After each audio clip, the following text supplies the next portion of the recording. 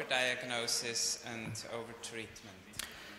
Okay, so just going to talk a little bit about tumor types in the dense breast, and what do we really need to pick up everything that we see on breast MR. So we know that mammography is limited. Here we have DCIS that's not calcified, and here we have a small invasive cancer. And we know that MR is the best method for screening. This trial here showed that MR was able to pick up in high-risk women who had, this is Christiana Kuhl's study, I'm sure you're familiar with it. It's women with more than a 20% lifetime risk that mammography picked up 5 cancers, and cancer yield. MR picked up, adding ultrasound picked up a little bit more, but MR really picked up a lot more. So I think, and if you look at MR and ultrasound, there was not a whole lot of added benefit of adding ultrasound. So I think from this trial, you know, if you're screening with MR, you don't really need to screen with ultrasound. I think that's pretty straightforward, although maybe you don't agree. That's something that we could talk about. But I think in our patients, if they're getting an MR screen, they don't get an ultrasound screen. So we have screening recommendations, multiple countries, and so we talked a little bit earlier about the fact that MR is not being used very much. And I just wanted to share with you what we're doing at our institution is that we're going now for faster, cheaper MR exams. So our old protocol used to be 30 to 40 minutes, and we are now paring it down to 10 to 15 minutes, where all we're doing are the pre and the post. We are actually doing some bright fluid sequence as well. So we are going to be doing a non-fat suppressed T2, but it's certainly a lot faster, and we can get fairly good MIP images, as you can see here, and see that asymmetric enhancement. That turned out to be a lot of DCIS. So I think this might make it cheaper for patients, and it may make it a more feasible examination in the screening setting. We actually did a study, this is Christiane's study that she presented at RSNA, where they just looked at the subtraction MIP and found it was very fast to read with a high sensitivity and specificity. And they looked at the first post-GAD as well, and very high sensitivity and specificity. And the recalls compared to the full MR examination were basically decreased if they looked at just the first post-GAD subtracted image, and you can't really read off just the MIP. You have to have your source images. But I think these are interesting data.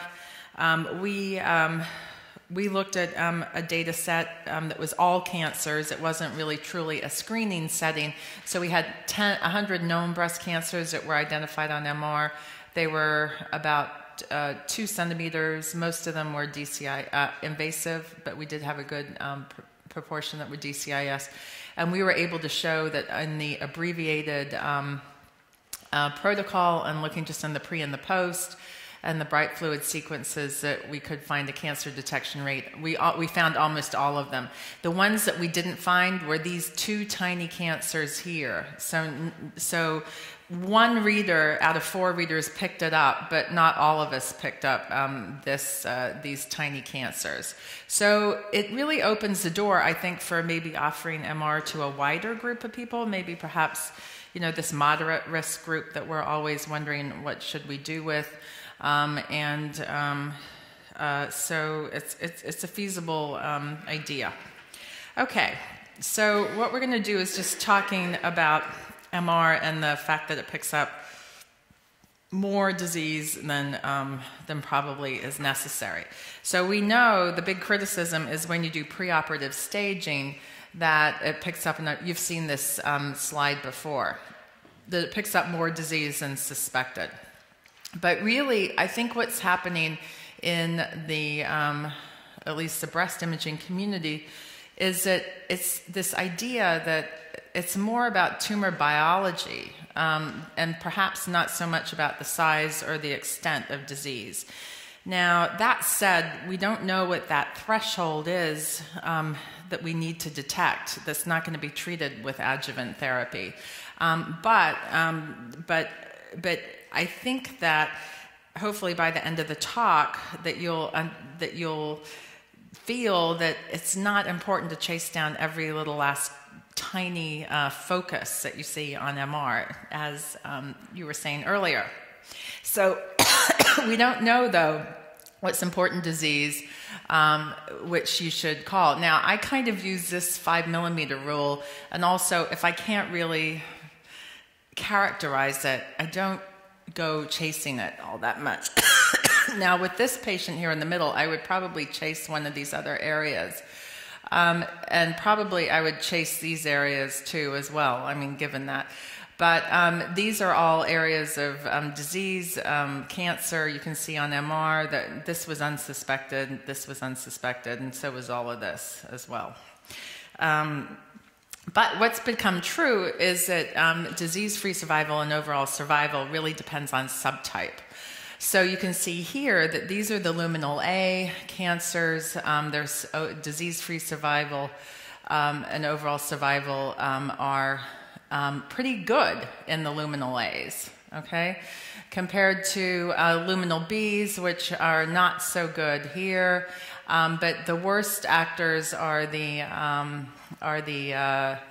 triple negatives and the ERB2 positive cancers here. So depending on what kind of biology you're dealing with, perhaps we don't need to, because these survival curves are so good for the luminal A's, perhaps in luminal A's we don't need to actually pick up all of this additional disease. And you can see here in these studies that the molecular subtype and the local recurrence after breast conservation therapy is pretty darn good at 5 years for the luminal A's and the luminal B's in all of these studies. Now, the subtypes that don't do so well are the HER2 positive and the basal subtypes, as we just saw in those previous slides, where their recurrence rate is a lot higher than the luminal A's and the luminal B's. Now, these studies were all done before you had Herceptin or trastuzumab. So these rates are a lot higher than we're currently seeing, and I'll show you those data in a minute. The local regional recurrence, if you look at early stage cancer, also varies by subtypes. And as you would suspect, for the luminal A and the luminal B, that's HER2 negative, very low local recurrence rates, but a lot higher for the triple negative and the HER2 positive groups. So it's sort of these data show that breast cancer is not all the same, and when we're doing the preoperative workup, perhaps we need to consider that. Now, how does systemic therapy contribute to local control? Well, you can see here with all these NSABP trials that when you add chemotherapy and tamoxifen, that the local recurrence rate decreases quite considerably. And you can see with Herceptin, adding Herceptin to the chemotherapy in HER2 positive trials, that has also markedly decreased the recurrence rate as well.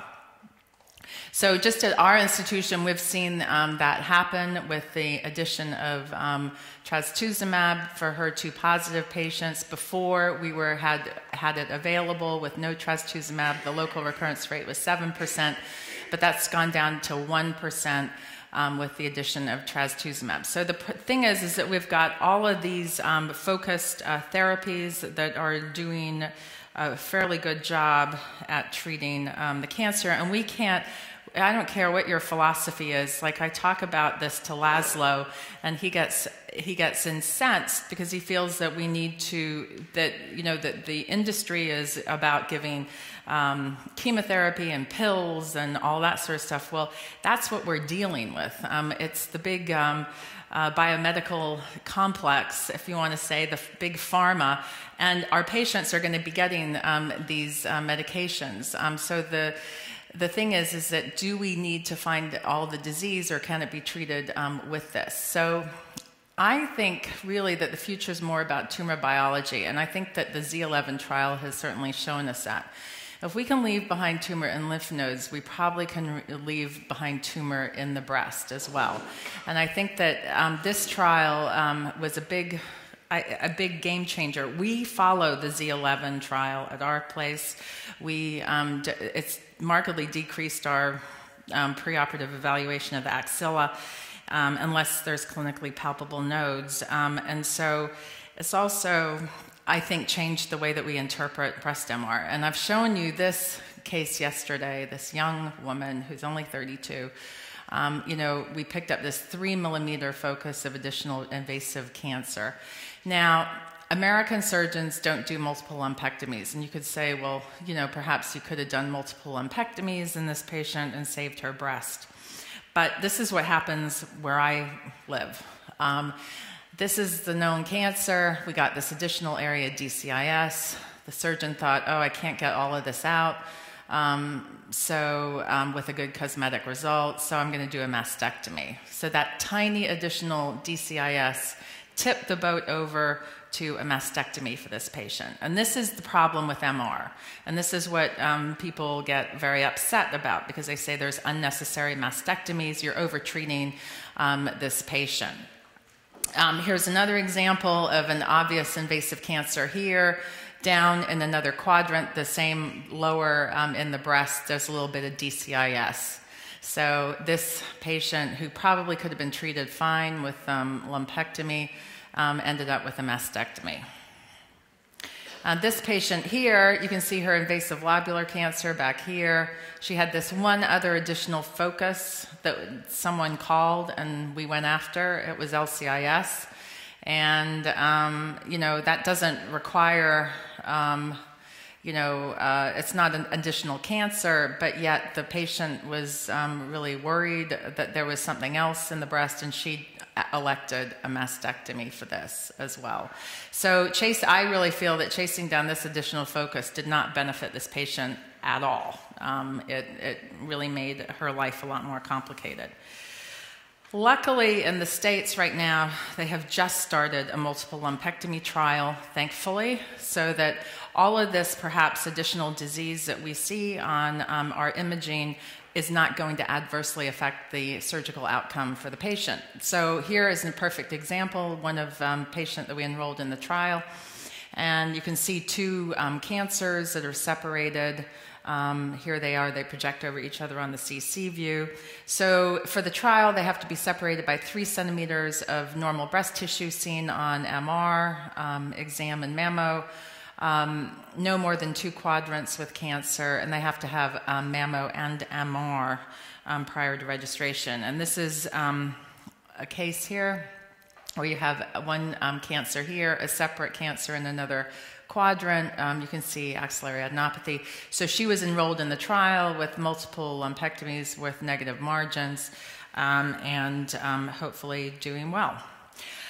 So I think based on tumor biology, the preoperative MR can be very important. We've already talked about BRCA patients, young patients with very dense breasts where mammography incompletely characterizes lesions, invasive lobular cancer. But here I think we can add in triple negative cancers and HER2 positive cancers, particularly with the high risk of recurrence. What I find interesting is that I work with Monica Mora, and you know that she's a huge, probably anti-MR advocate. But That's okay. We exist in our, in our work environment. But what I think the MR experience has led her to do is to question, well, if we're going to leave behind disease that we see on MR, why do we obsess about close margins and trying to get out all the disease? Because if you look at the data, at least in the States, going back for close margins, most of the time ends up with negative pathology for return.